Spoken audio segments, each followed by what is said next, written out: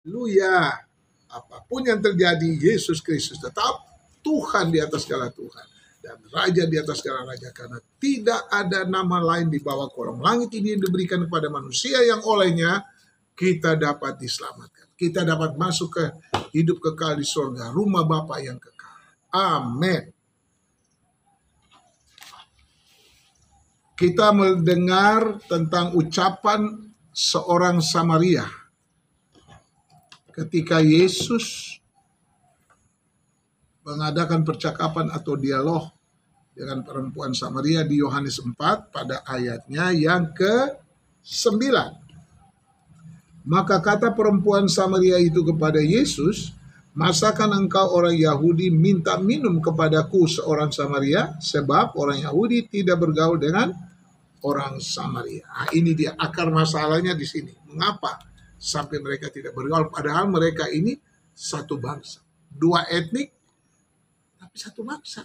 Gitu. Ini pelajaran untuk kita di Indonesia yang begitu banyak suku bangsa, budaya, dan segala macam. Bagaimana bisa bersatu? Saudara-saudara kita di Papua dengan saudara di Aceh. Kami pernah mendengar cerita bagaimana seorang dokter dan dokter tentara, dia bilang kalau mau Indonesia ini aman, orang Papua menjadi gubernur di Aceh. Dan orang Aceh menjadi gubernur di Jakarta, dan kemudian selanjutnya orang Dayak menjadi wali kota di Ambon, dan bagaimana berbagai macam tempat berbeda. Itu baru kita bicara tentang persekutuan yang benar. Jangan coba satu ini diganti satu ini, main putaran di Jawa di sini. Nggak bisa. Orang lihat semua kok di mana-mana.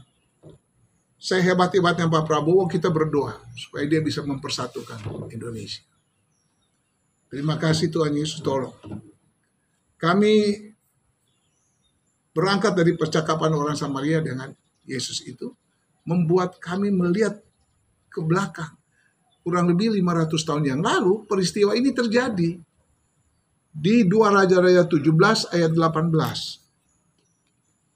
Nah, coba lihat lagi dan kita baca. Sebab itu Tuhan sangat murka kepada Israel dan menjauhkan mereka dari hadapannya. Tidak ada yang tinggal kecuali suku Yehuda saja. Nah, ini dia. Ini masalahnya. Sebelum membahas akar masalah antara etnik Yahudi dan etnik Samaria yang sama-sama adalah orang Israel, 2 Raja 17 ayat 24 sampai 41, Yohanes 4 ayat 1-42, sebaiknya kita melihat alasan Tuhan murka terhadap bangsa ini. Tidak mungkin tidak ada alasan, pasti. Alasan besarnya mereka telah berdosa kepada Tuhan. Itu aja alasan besarnya itu. Apa tuh masalah mereka telah berdosa? Pertama, mereka merupakan kasih dan kasih karunia Allah yang dinyatakan dalam penebusan mereka dari Mesir.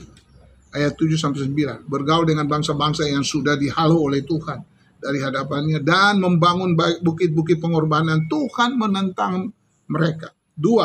Yang kedua, mereka menyembah dewa-dewa masyarakat kafir sekeliling mereka karena mengira akan mendapat sukses sejahtera. Nah, itu dia. Kita pikir pergi menyembah berhala, pada orang tanya orang pintar supaya dapat sukses dan dibimbing dan dituntun oleh dewa-dewa itu, ternyata salah. Ketiga, mereka mengikuti kebiasaan dan gaya hidup dunia kafir. Dunia fasik. Ayat 8-11 dan ayat 15-17. Keempat, mereka menolak nabi-nabi Allah dan berita kebenarannya. Ayat 13-15, Kisah Rasul 7 ayat 51. Mereka secara terang-terangan memberontak melawan pernyataan tertulis dan perjanjian Allah. Ayat 13-16 dari 2 Raja-Raja 17. Dan keenam, mereka melakukan tenung, ilmu sihir, dan berbagai kebejatan yang membuat sakit hati Tuhan. Ini dia. Berita ini memperingatkan semua orang yang sudah percaya pada Yesus, sudah tebus oleh darah Yesus, agar tetap memegang keyakinan yang kokoh kepada Yesus, agar tidak menimbulkan sakit hatinya. Dan baik pribadi maupun gereja, tidak menikmati kehancuran, tapi menikmati satu kebaikan dan kemuliaan Tuhan.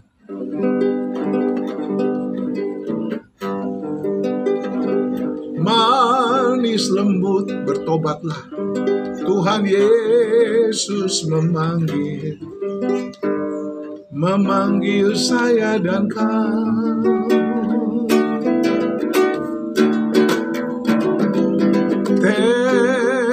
Tengoklah Tuhan berdiri menunggu saya dan kau. Hey,